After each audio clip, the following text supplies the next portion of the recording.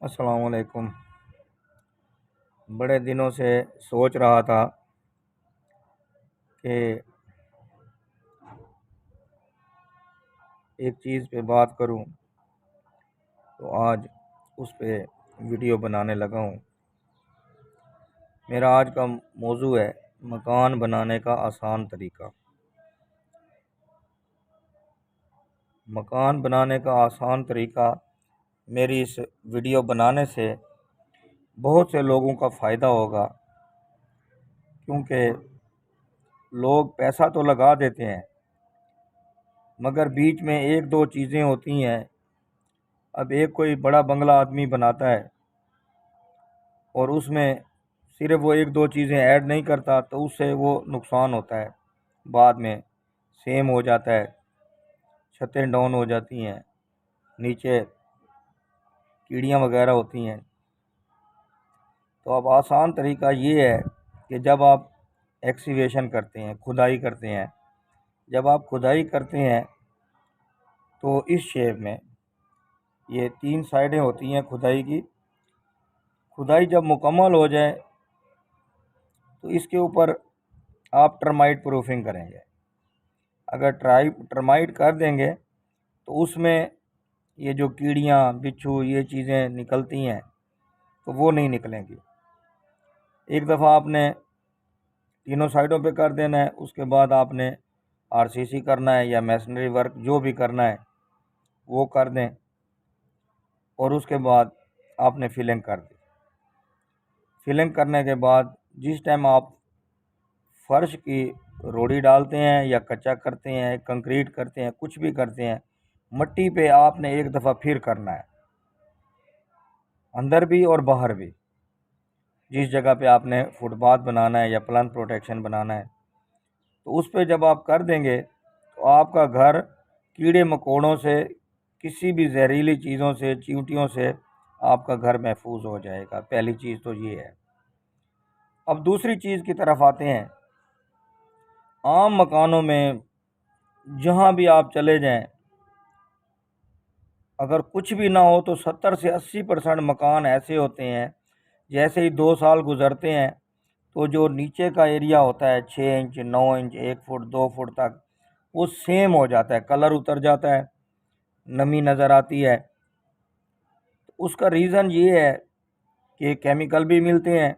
जब आप डैम्परूज डालते हैं, डीपीसी डालते हैं, तो उसमें ज़्यादा अच्छा करने के लिए आप उसमें स्टील के 2 सरिये भी डाल सकते हैं, 4 भी डाल सकते हैं। उसका फ़ायदा ये है कि कल कलां को कहीं से कोई पानी मरता है तो नीचे से कोई टुकड़ा हिलता भी है तो ऊपर आपकी बिल्डिंग को नुकसान नहीं पहुंचता। फिर उसमें अगर आप डीपीसी में, कंक्रीट में केमिकल यूज़ कर लें या कुछ ना करें, पुडलो वगैरह सस्ता मिलता है, तो उस डीपीसी में मिक्स करके वो डाल दें। वो डालने से भी आपका ये सेम ख़त्म हो जाएगा, सेम नहीं आएगा। अगर कोई इलाका ज़्यादा पानी वाला है तो आप प्लास्टर से पहले खाली सीमेंट वो मिला के एक दफ़ा दीवार पे जैसे हल्का पानी लगाते हैं उस तरह हल्का सा नीरू लगा के फिर प्लास्टर करें, तो नमी नहीं आएगी। अब दूसरी चीज़ ये है कि बाज़ जगह छतों का नुकसान हो जाता है, बंदों को पता नहीं होता ये है कि जिस टाइम छत करते हैं, छत की लेंथ और विड्थ को चेक नहीं करते। क्या है जी, ये 6 इंच पे सरिया बांध दें। हालांकि जो असल लोड होता है, एक मेन बार होती है, एक डिस्ट्रीब्यूशन होता है। ज़्यादा लोड जो है मेन बार पे होता है। मेन बार क्या है कि एक कमरा आपका 12 बाई 20 का है। 20 फुट वाला कमरा अगर आपका 40 फुट का भी हो जाए तो उसका कोई लोड नहीं है। जो 12 फुट का है असल लोड उसने उठाना है। जो 12 फुट का आप सरिया डालेंगे उसको आप 6 इंच पे डाल दें, 4 सूतर का। 4 सूतर का 6 इंच स्ट्रेट आप डाल दें। डिस्ट्रीब्यूशन अगर आप 8 इंच पे 3 सूतर का भी डाल देंगे और छत आरसीसी डाल देंगे, आपकी छत कहीं नहीं जाएगी, आपकी छत कभी भी नहीं जाएगी। और सबसे बड़ी चीज़ होती है कि जब आप शटरिंग करते हैं तो शटरिंग क्या है जी, बिल्कुल लेवल में कर दें। आप 12 फुट में दरमियान में से 1 इंच शटरिंग को उठा दें। 1 इंच शटरिंग को जब आप उठाएंगे तो वो इस तरह की आर्च हो जाएगी। 1 इंच जब वो छत की शटरिंग खोलते हैं तो वो थोड़ा सा झटका लेती है तो वो आर्च नुमा हो जाती है, वो कभी बेंड नहीं होगी।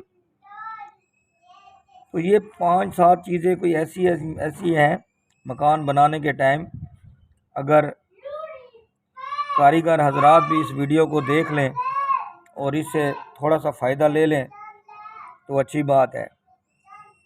फिर आ जाते हैं स्टेयर केस की तरफ। अक्सर स्टेयर केस जहाँ भी होती हैं तो ऊपर तो स्टेप होता है, जो उसका नीचे स्लैब होता है, वेस्ट कहते हैं। स्लैब में ये होता है, किसी जगह 3 इंच होता है, किसी जगह 6 इंच हो जाता है, किसी जगह 5 इंच हो जाता है। उसका रीज़न ये है कि प्रॉपर जो कारीगर है वो उसकी मेजरमेंट नहीं करता। प्रॉपर अगर उसकी मेजरमेंट कर ले, अब एक स्टेप है, उसने जहन में सोच लिया है जी मैंने 6-12 का बनाना है, छत कितने फुट पे डाली हुई है, 12 फुट पे, उसको 24 फुट पीछे जाना है। 24 फुट पीछे जाके जब वह उस पर लाइन डोरी करेगा टेपर में, उसमें कहीं भी आधा इंच का फ़र्क नहीं आएगा। अगर वो लाइन डोरी 24 फुट पूरा नाप के करके पहले स्टेप से उसकी पूरी लाइनिंग कर लेगा, उसमें कहीं भी आधा इंच का फ़र्क नहीं आएगा।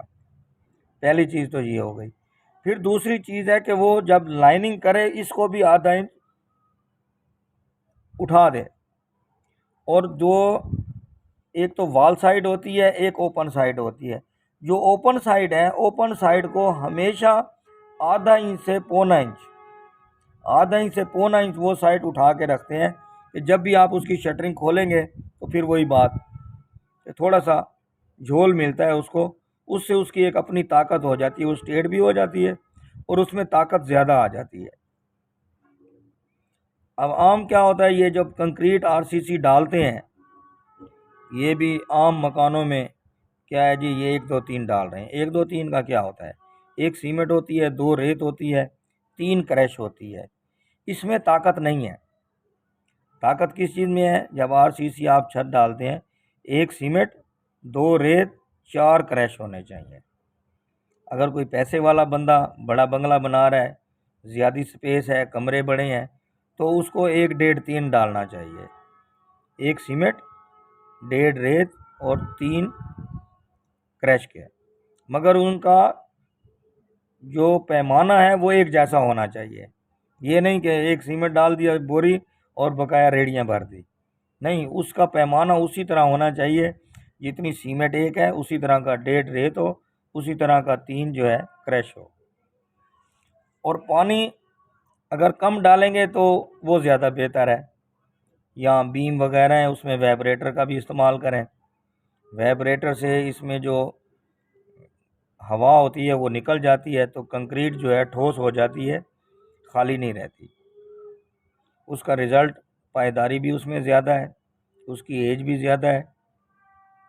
तो इस तरह की छोटी छोटी चीज़ें हैं, अगर मकान बनाने से पहले बंदा इसको स्टडी कर ले तो ये आम आदमी के लिए बहुत फ़ायदा हो सकता है। मैं कहता हूँ 4 कमरों की बजाय 3 बना लें, मगर इस तरह बना लेंगे तो आपके बच्चों के बच्चे इस्तेमाल करेंगे, इंशाल्लाह कभी उसमें ख़राबी नहीं आएगी। अब दूसरी चीज़ पे आ जाएं। आप बुनियाद में चुनाई लगाते हैं, बाज़ के पास गुंजाइश नहीं होती, वो मट्टी से लगा लेते हैं।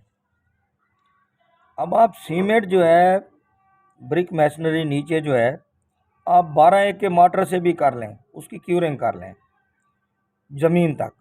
जब ज़मीन से बाहर निकले फिर 8 1 का कर लें। 8 रेत की डाल दें, 1 सीमेंट की, अगर टोकरी से डाल रहे हैं 8 टोकरियाँ रेत की डाल दें, 1 टोकरी सीमेंट की डाल दें, कुछ भी नहीं होता। प्लिंथ बीम से ऊपर चले जाएँ, फिर 6 1 7 1 का इस्तेमाल कर रहे हैं, मगर क्यूरिंग जो है उसकी प्रॉपर करें। प्रॉपर क्यूरिंग करेंगे तो इंशाल्लाह ताला प्लास्टर आपका कभी ख़राब नहीं होगा।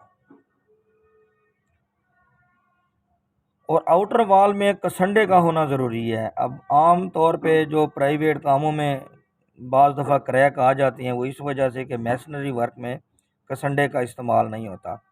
कसंडा किसको कहते हैं, एक ईंट को दूसरी ईंट के साथ जो जोड़ता है उसके दरमियान में जो माटर मिसाला होता है उसको कसेंडा कहते हैं। अगर वो कसेंडे के साथ लगाई जाए तो उन दीवारों में क्रैक भी नहीं आएगा, उसकी ताकत डबल हो जाती है कसेंडा लगाने से। बाज़ कसेंडा लगाने की मैसन हजरात, मिस्त्री हजरात को थोड़ा तकलीफ़ होती है, टाइम उसमें थोड़ा ज़्यादा लगता है, मगर उससे ताकत भी अंदर अगर ना भी हो, क्योंकि अंदर की वाल दोनों साइडों पे प्लास्टर हो जाती है तो वो कमी पूरा कर देती है। जो आउटर वाल है उसको कम से कम लाजमी कसेंडे से होना चाहिए।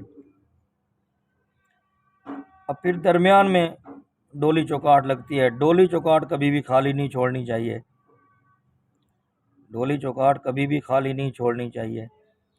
और छतें अगर साफ़ निकल जाएं तो उसको प्लास्टर की ज़रूरत भी नहीं होती। शटरिंग आपकी अच्छी हो और उस पर मेहनत की हुई हो तो मेरे ख्याल में प्लास्टर की ज़रूरत नहीं पड़ती।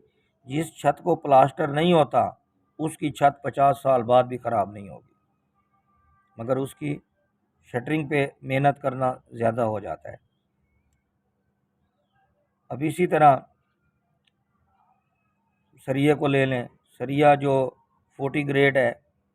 अब 40 ग्रेड 60 ग्रेड का ये भी आम मैसन हजरात को नहीं पता होता।